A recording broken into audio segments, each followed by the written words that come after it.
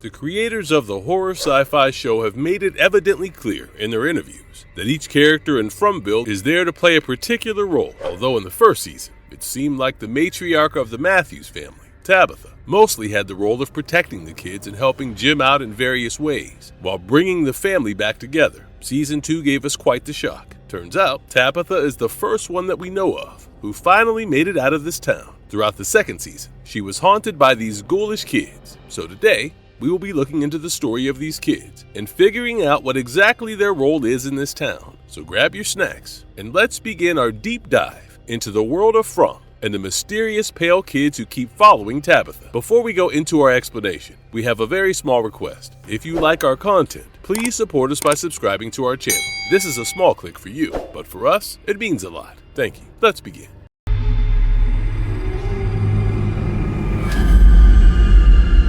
The Ghoulish Children. Just vision, or they want to tell you something. Call them whatever you want, ghoulish or ghastly. These kids are extremely spooky. They are clearly the spirits of children who seem to be between the ages of 10 and 14, and they keep following Tabitha around, saying "Ankui" over and over again. In the finale of the first season, we saw Tabitha fall underneath the house through the hole she was digging in the basement. She wanted to figure out where the electrical lines went, as that would give her and Jim a clue about the power source. However, after she fell down, she saw that the electrical line led nowhere and was simply dangling there. After solving the mystery about the electrical line, Tabitha noticed the place she was in. It seemed to be a tunnel system underneath the town, which is freaky. Luckily for her, Victor was waiting in the tunnels for her. When the colony house attack happened, Victor stepped inside the faraway tree after sending Julie through it. Unlike Julie, who ended up in the root cellar, Victor showed up in the underground tunnel system. Now, Victor could have made his way out of the tunnels, but the boy in white told him to wait there for Tabitha. With Tabitha finally there, Victor urges her to get moving, because surprise, surprise, this tunnel system is the lair of the creatures. Although Tabitha keeps freaking out as she does not want to walk towards the sleeping creatures, Victor keeps insisting that they have to move, as this is the way. They go deeper and deeper into the tunnel system, and eventually they enter a large chamber. In the middle of the chamber, there is a stack of stones forming a tower. Near the base of the walls of this chamber,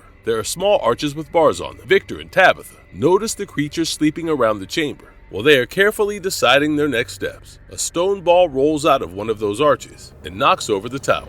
Curious, Tabitha peers inside that arch despite Victor's warnings. Suddenly, one of those spooky kids shows up, scaring Tabitha. The moment Tabitha turns, she realizes that the creatures have already started stirring awake. Victor starts freaking out, understandably so, and Tabitha quickly takes charge and starts low-key running through the tunnels. The creatures try to go after them, but it seems like they are in some sort of a twisted daze, and they are unable to follow when the torch moves further and further away. But ever since her first encounter with the ghoul's child, Tabitha keeps seeing them everywhere. Since their house broke down, and they no longer had basic amenities, Julie and Tabitha went to the barn where the belongings of previous residents were kept. Julie and Tabitha try on different clothes and open up to each other a little more, healing their already tense relationship. However, when they step out, Tabitha sees two ghoulish kids standing outside the barn, a bit far away. Seeing the kids startles Tabitha quite a bit. Julie notices her mother's expression and asks Tabitha what's wrong, but Tabitha does not explain herself to Julie. She brushes it off with a simple,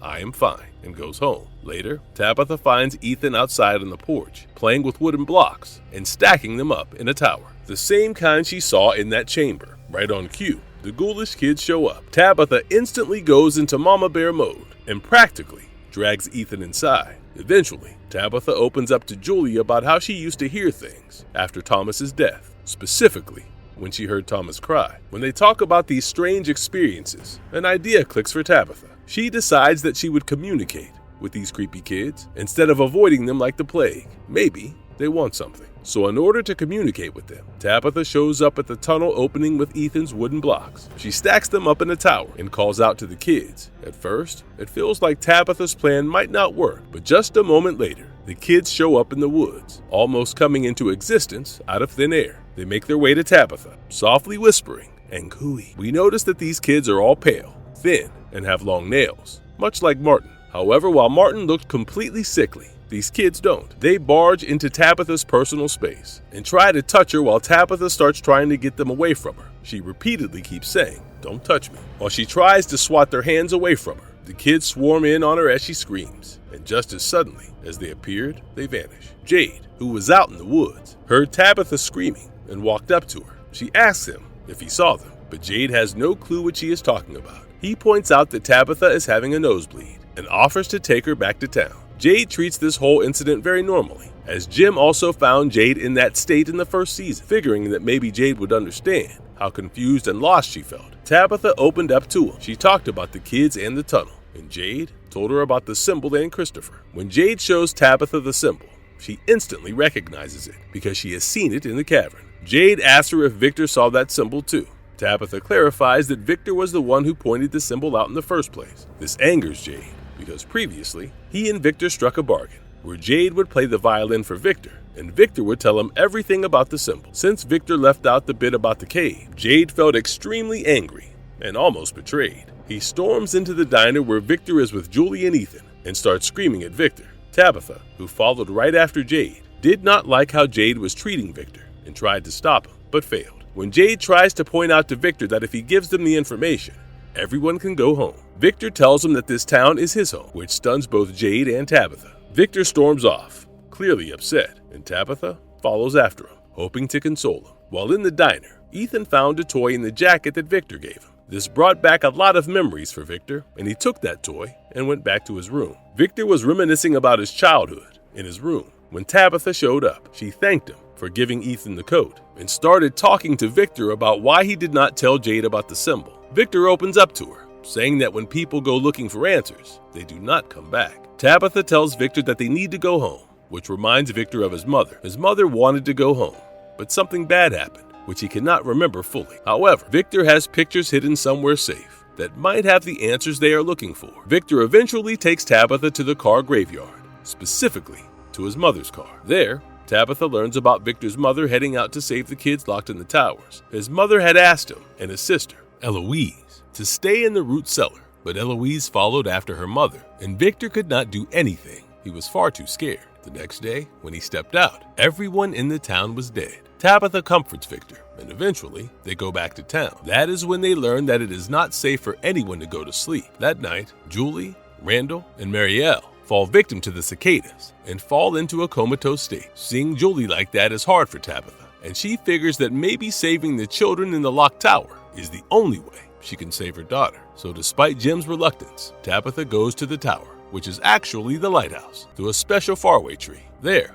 as Tabitha climbs up the stairs, she keeps hearing the kids whisper, and cooey, over and over again, almost guiding her up. Then, when she finally reaches the top, the boy in white shows up out of nowhere and pushes her off the lighthouse. The next time Tabitha opens her eyes, she is in the real world. On the other hand, Jade, who has grown pretty close to the Matthews family over the past 2 seasons, could not bear to see Julie like that. He truly believed that maybe the symbol would be the way out of this mess. Since hearing about the symbol in the tunnel, Jade has been considering going into the tunnels himself. However, he was scared. Eventually, he got his bearings together and went inside the tunnels. At first, he hoped to find sleeping creatures, but surprisingly, none of them were there. He moved further and ended up in the chamber that Tabitha had talked about. Out of nowhere, 7 sacrificial beds show up in the middle of the chamber, surrounding Jade in the center. The ghoulish kids were lying on top of them, repeatedly saying, Anku. It felt like a hole opened up in the ceiling, and light was flooding the room.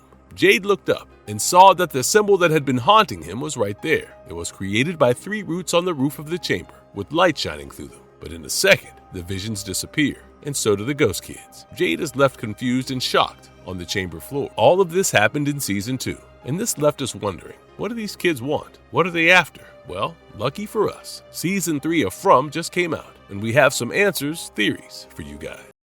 What do they want? Well, in the second episode of season 3, we learned that Miranda, Victor's mother, started having visions of these kids even before she stepped foot in this town. She did acid with Henry, Victor's father, on his 35th birthday to have this one last hurrah in memory of their good old hippie lifestyle. And since then, Miranda started getting visions and hallucinations. She felt like she was the chosen one to save the kids from the tower in a mysterious place. She drew pictures of the kids, and yep, they are the ghoulish kids, all right. Tabitha realizes that maybe she too is following Miranda's path, and saving the children is truly the way to get everyone safe. But how do we save the kids? What do they want? They keep saying Angui, but this is not an actual word. The closest thing related to this word is the Latin phrase, Hank Hui, which means this one. so it seems like the kids are choosing people.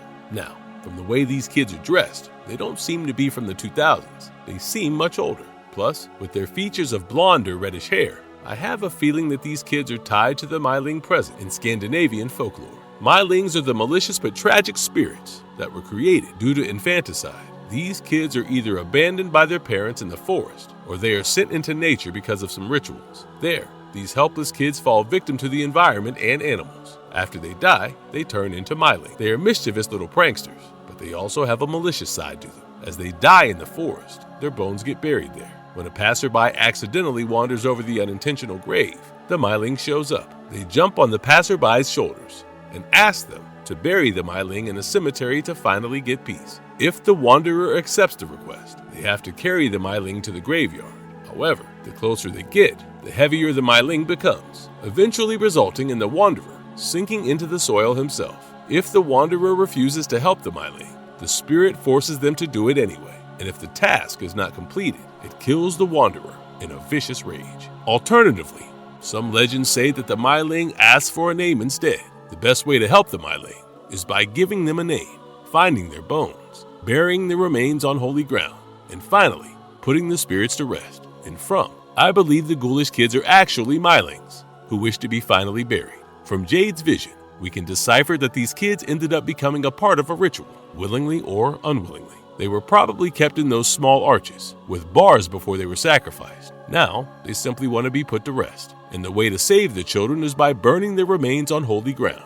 But we do not see any of the remains there, so maybe there would be something else that would symbolize the 7 kids who would get buried to save the townsfolk. I keep thinking that this aspect of the kids is very similar to the one we learn about in the story, The Ones Who Walk Away from Omelas by Ursula K. Le Guin. The narrator talks about this utopian city, which is completely unbelievable. But this city exists, and everything is so lavish and fancy there during the summer solstice celebration. However, all of these happy things are a result of the suffering of one unfortunate child. The kid is chosen and cast away in the dark to live out their days in misery and filth. This is the very same concept that Dostoevsky posed in his work, The Brothers Karamazov, namely the problem of this tortured child. Would any man build a world where everything is happy in exchange for the constant suffering and pain of a little girl? Obviously, the mysterious town is not a happy place. It is far from that, actually. But I do think that the children are the reason why this town was created. They either willingly sacrificed themselves or were forced into this, which led to the entity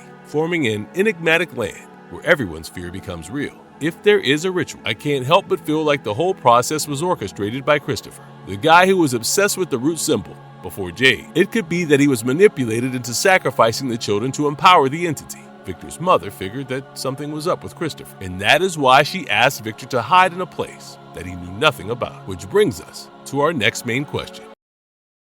Is Victor's sister one of them?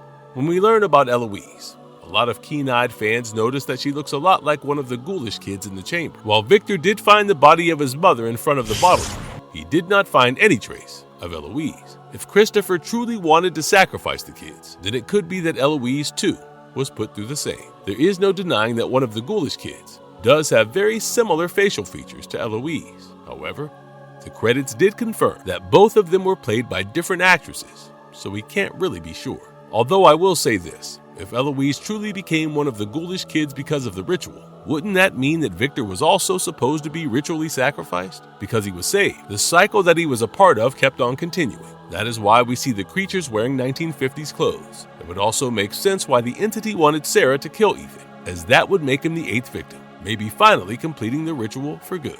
Maybe the Matthews family was brought into this town because of that. Although, I will admit this theory does have a lot of holes in it. From has put a heavy emphasis on the number 7 throughout the seasons, as Eloise managed to get out and is probably a relative of any of the town folks that we are following. Marvelous Third. The appearance of the Ghoulish kids added a new layer of mystery to this already mysterious show. Hopefully, in this 3rd season, we will get some much-needed clues about the kids. Learning that there have been other people chosen over and over again to save the kids definitely confirms that there are cycles happening in this town. And each time, there is one person chosen to save the kids, one person obsessing over the symbols, so on and so forth. With Tabitha out in the real world with Henry, figuring out how the town calls out the people, I have a feeling that by the end of this season, we will have an idea about what these kids want, or what Nkui actually means. What do you guys think? Do you think Eloise is one of the ghoulish kids? Let us know in the comments if you think so. And I will see you all next time. And if you liked our content, don't forget to leave a like and subscribe to us if you haven't already. Have a good one and be safe.